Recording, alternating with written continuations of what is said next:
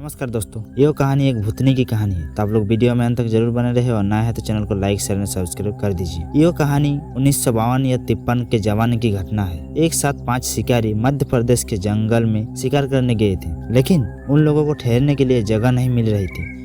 उन लोगों ने बहुत जगह तलाश किया, लेकिन रहने के लिए कहीं खाली जगह नहीं मिला। वही एक केयरटेकर ने बताया कि जंगल के अंदर एक पुरानी डाक बंगला है जो खंडहर जैसा हो चुका है और पानी की भी व्यवस्था नहीं है। अगर चाहो तो वहाँ साफ सुथरा कर ठहर सकते हो। उनके पास कोई विकल्प नहीं था और अंधेरा भी हो रहा था, इसलिए वो पुराने डाक बंगले में पहुंचे और एक कमरे को साफ सुथरा किया और जमीन पर ही बिस्तर बिछा लिया और अपनी बंदूक और राइफल को दीवार में टिका दिया और ताश खेलने बैठ गए। ताश खेलते खेलते देर रात को 7 लाए भोजन को खाकर सो गए। उनमें से एक का नाम है जे.एन. सिंह, जो उसको नींद नहीं आ रही थी। उसने सिगरेट जलाए और उसके कस लेने लगा। तभी उसने देखा कि अचानक खिड़की से एक हाथ बढ़ता हुआ उसकी गर्दन की ओर आ रहे थे। वो चौंका उठा और जोरों से चिल्लाया और उसके आवाज सुनते ही वो सब लोग उठ गए। जैसे ही वो लोग उठे, उसके साथ हाथ गायब हो गया। उसने सबको घटना की जानकारी दी तो उन्होंने कहा कि यह तुम्हारा भ्रम होगा या सपना देखा होगा। खिड़की से इतनी दूर हाथ कैसे पहुंचेगा? नया जगह में कभी कभी ऐसा लगता है। चलो सो जाओ, कहीं कुछ नहीं है।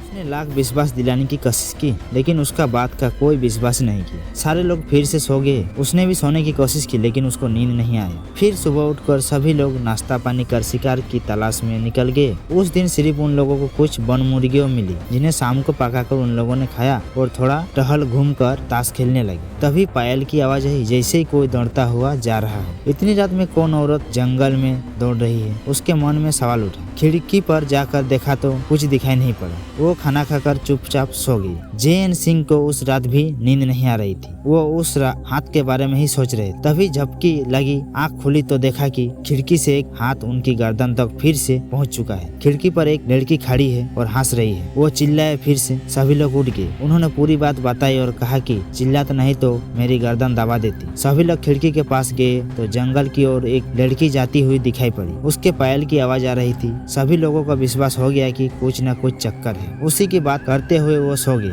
अगले दिन वो लोग नाश्ता पानी कर शिकार पर निकले। रास्ते में कुछ आदिवासी मिले। उन्होंने पूछा कि आप लोग किधर जा रहे हो? उन्होंने बताया कि शेर का शिकार करने आए थे, वो मिल नहीं रहा तो आप हिरण मारकर चले जाएंगे। आदिवासियों ने पूछा कि आप लोग कहाँ ठहरे हैं? उन्होंने बताया कि पुराने डाक बंगले में। आदिवासियों ने चौंक कर पूछा कि कब से ठहरे हैं? उन्होंने बताया कि 2 दिन से। आदिवासियों ने हैरानी से पूछा कि 2 दिनों से ठहरे हो और जीवित थे आप लोग? फिर उन लोगों ने पूछा, क्या मतलब? साहेब, वो भूतवा डाक बंगला है। वहाँ एक लड़की की भटकती आत्मा है जो हर ठहरने वालों को मार डालती है। किसकी आत्मा है वो एक केयरटेकर की बेटी थी। एक बार केयरटेकर बीमार था और कुछ शिकारी ठहरे हुए थे। चौकीदार के बीमार होने के कारण उसकी बेटी ही उन्हें खाना पानी देने जाती थी। उन्होंने उसके साथ जबरदस्ती की और मार डाला। तभी से डाक बंगला वीरान हो गया। कोई भूला भटका ठहरा तो लड़की की आत्मा ने मार डालती। वो बंगला भुतवा हो गया। आप लोग भी वहाँ से हट जाइए। रुकने का विचार है तो गांव में चले आइए, नहीं तो आप लोगों को भी जान ले सकता है। उन लोगों ने रात किसी तरह काटी और सुबह होते ही वापस लौटने की तैयारी करने लगे। रात को वो लड़की खिड़की के पास आए और बोली कि देवी देवता की कृपा से तुम्हें बचा लिया, फिर इधर कभी मत आना। तो ये वीडियो आप लोगों को कैसा लगा आप लोग कमेंट में जरूर बताएं और नया तो चैनल को लाइक शेयर और सब्सक्राइब जरूर कर दीजिए।